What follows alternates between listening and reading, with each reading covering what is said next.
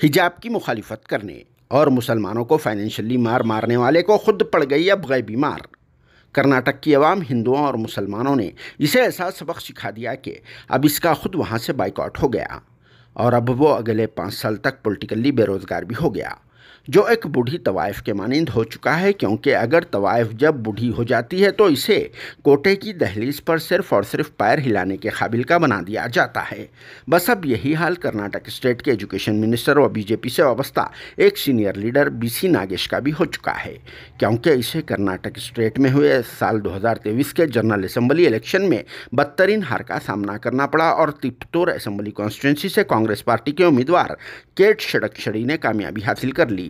BC Nagesh को 17,652 वोटों से हार हुई है। जी हाँ, यह बहुत ही ताजुब की भी बात है कि कर्नाटक स्टेट में हुकूमत चलाने वाली बीजेपी पार्टी को बहुत ही बुरी तरह से हार का मुंह देखना पड़ा और फिर वक्त के एजुकेशन मिनिस्टर बीसी नागेश की हार ने तो एक तारीख भी बना डाली, जिससे कर्नाटक की सभी हिंदुओं और मुसलमानों की जहनीत और काबिलियत भी मालूम होती है।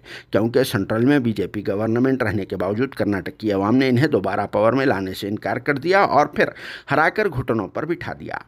वैसे भी ये ज़रूरी हो चुका था, क्योंकि कर्नाटक स्टेट में एजुकेशन मिनिस्टर के पोस्ट पर रहने के बावजूद बीसी नागेश ने गली के लीडरों की तरह हिजाब के अगेंस्ट में इकदाम उठा चुके थे।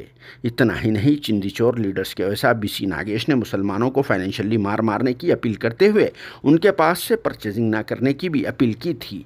मगर अब इसकी हार के बाद से ऐसा लग रहा है कि तिपतूर की आवाम ने ही इसे पलटा कर मार दिया है।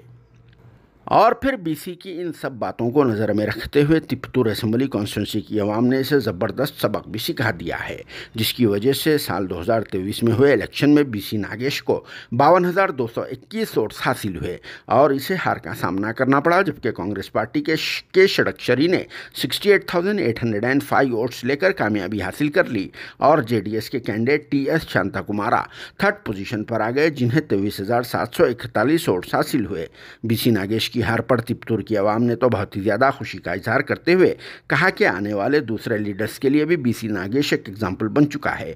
अगर कोई भी लीडर या फिर मिनिस्टर इस तरह से फ़िरका परस्ती का बीज बोएगा तो उसे भी इसी तरह से सबक सिखाया जाएगा। जिस पर आप सबका क्या कहना है कमेंट बॉक्स में ज़रूर जवाब देना।